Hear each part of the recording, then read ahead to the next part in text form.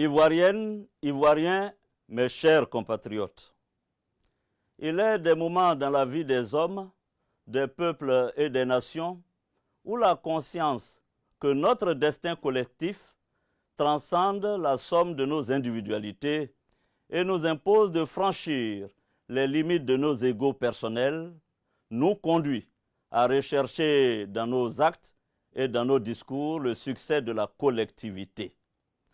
Cet impératif sacrificiel est particulièrement ardent et nécessaire en cette période de péril grave et imminent sur nos vies, nos libertés, nos droits civiques et politiques, en un mot, sur notre démocratie.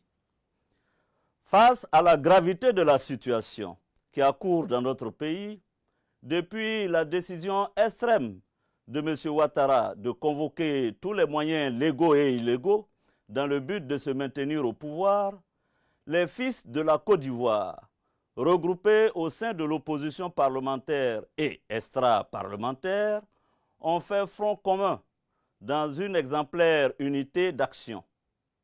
Depuis plus d'un mois, l'opposition politique ivoirienne se bat courageusement et dignement avec les instruments du droit et de la mobilisation populaire contre cette félonie qui défigure notre pays. Devant la violation flagrante de notre Constitution, le sang de nos compatriotes qui est versé chaque jour et le parjure déshonorant dont s'est rendu coupable l'ex-président, j'ai décidé de m'assumer et de prendre la parole. Je prends la parole car mon honneur me le commande. La dignité de notre pays l'exige et le souvenir du sacrifice de tous ces illustres fils du pays tombés pour la défense des valeurs de la République et de la démocratie me l'ordonne. Face à la mobilisation du peuple de Côte d'Ivoire, et vu le peu d'empressement de notre armée nationale à participer à l'hécatombe à laquelle il l'invitait, M. Alassane Ouattara a mobilisé pour servir sa cause, hélas, de nombreux miliciens et supplétifs armés qui mènent actuellement notre pays au chaos, en massacrant à l'arme blanche et même à l'arme de guerre nos compatriotes qui manifestent les mains nues.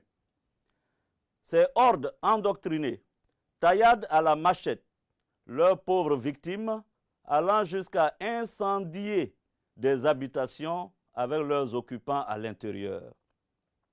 Un programme de repérage systématique des partisans de l'opposition en vue de leur élimination est en cours. Mes chères concitoyennes, mes chers concitoyens, c'est le lieu pour moi de saluer votre mobilisation exemplaire qui a permis de faire échec à la pire farce électorale de l'histoire de notre nation, orchestrée, comme vous le savez, piteusement par M. Alassane Ouattara, engagé dans son aventure effrénée et périlleuse de s'éterniser au pouvoir. Bravant ce peuple qu'il a vomi et rejeté, il entend s'autoproclamer pour la 3e fois président de la République. Nous ne l'accepterons jamais, disons-le tout net.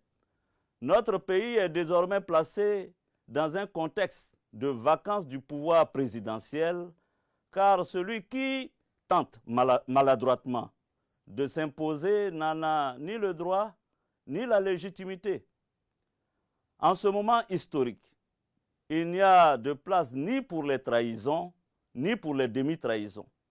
C'est donc la raison pour laquelle l'opposition responsable, constatant la vacance du pouvoir présidentiel, a décidé, dans le cadre de l'espérance due au peuple, d'ouvrir une transition politique.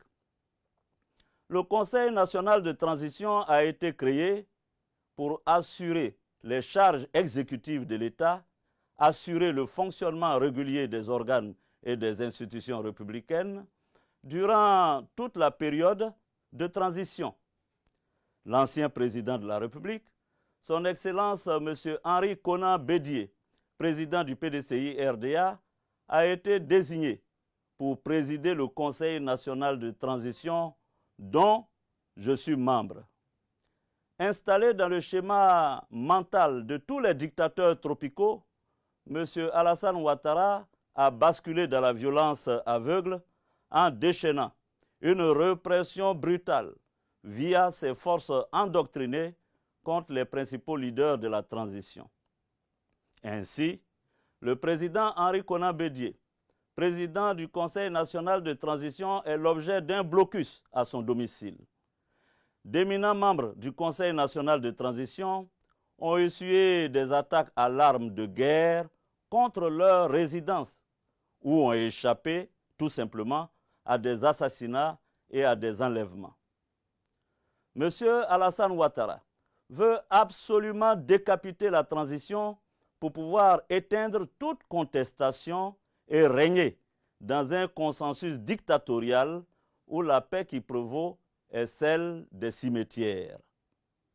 Moi, vu la traque contre les principaux dirigeants du Conseil national de transition, je décide en toute responsabilité de m'inscrire dans la continuité de l'œuvre entamée en contribuant à la mise en place effective des organes de la transition. Avec l'ensemble des forces vives de notre nation, nous conduirons la transition démocratique en vue d'élections libres, inclusives et transparentes dans les meilleurs délais. Seul antidote, je vous l'assure, à la violence qui accourt dans notre pays. Nos pères et nos mères ont payé notre liberté d'un trop grand prix pour que nous puissions accepter de la brader face à la forfanterie de quelques excités. Nous refusons que le viol de notre loi suprême soit considéré comme chose banale et puisse rester sans conséquence.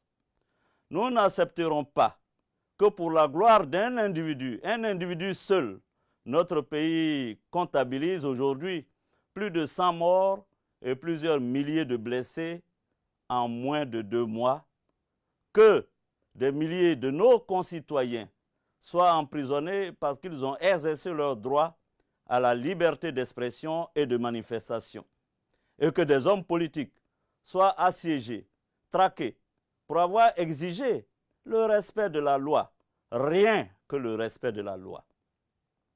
Les Ivoiriens n'accepteront pas, je vous l'assure, qu'une cour constitutionnelle servile et complaisante adoube le complot électoral et apporte sa caution à la forfaiture en cours. Ce n'est pas ce dont nous avons rêvé pour notre pays. Ne pas nous battre dans ces circonstances avec détermination, pugnacité et abnégation face à la tyrannie naissante serait une lâcheté dont nos dévanciers ne sauraient être fiers. C'est pourquoi, malgré les difficultés, malgré les douleurs, malgré les horreurs, en dépit de nos faiblesses, de nos manquements, de nos erreurs, voire de nos fautes, il faut qu'ensemble, chers compatriotes, nous puissions nous lever pour dire non à la dictature et faire barrage à l'ex-président de la République, Alassane Ouattara, qui veut prendre la Côte d'Ivoire tout simplement en otage. Le peuple ivoirien a montré son courage en refusant de se soumettre à la vindicte dictatoriale de l'ex-président, en appliquant courageusement le mot d'ordre de désobéissance civile. Les Ivoiriens ont démontré leur capacité à lutter pour la démocratie au péril de leur vie. Je m'adresse ici et maintenant au corps constitué et à nos vaillantes forces de défense et de sécurité. Au corps constitué, appelant à votre sens élevé de l'intérêt supérieur de la nation, je vous demande de désobéir aux ordres illégaux et de rallier le Conseil national de transition. Aux forces de défense et de sécurité, vous me connaissez, chers soldats, des années durant, nous nous sommes battus dans les broussailles comme dans les agglomérations. Notre idéal était d'apporter à la Côte d'Ivoire la démocratie et la liberté. Je voudrais vous dire aujourd'hui que malgré tout, rien n'est perdu.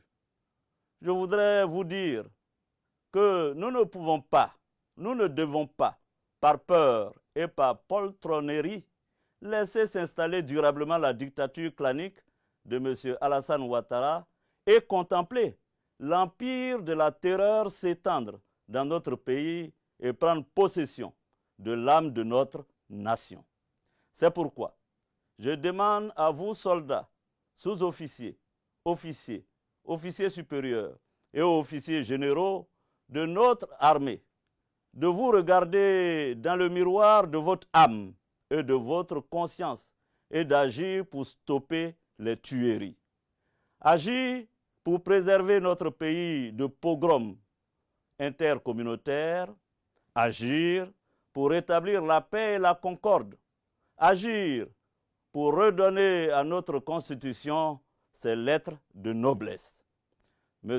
Alassane Ouattara n'est plus le président de la République de Côte d'Ivoire. Cela est indéniable. Ayant épuisé son deuxième et dernier mandat, il ne peut plus exercer les charges et la fonction de chef de l'État. Il s'agit pour vous, dans l'honneur et la dignité, de mettre un terme au spectre de la guerre civile qui menace tous les jours notre pays. Pour terminer, j'appelle toutes les forces vives de la nation, les jeunes, les femmes, toutes les couches de notre beau pays balafré et assassiné, à se lever. Nous devons poursuivre la désobéissance civile avec plus de détermination dans nos villes et villages afin de faire respecter la volonté de la grande majorité des Ivoiriens. Chères concitoyennes, chers concitoyens, entre l'oppresseur et le peuple opprimé, il nous faut choisir. Et ce choix, c'est maintenant. Personne ne peut prétendre aimer la Côte d'Ivoire plus que l'Ivoirien. Personne ne viendra nous libérer à notre place. Nous ne devons compter que sur nous-mêmes pour vaincre ou périr. Et nous vaincrons car nous avons la vérité et Dieu est avec nous. Que Dieu bénisse la Côte d'Ivoire. Je vous remercie.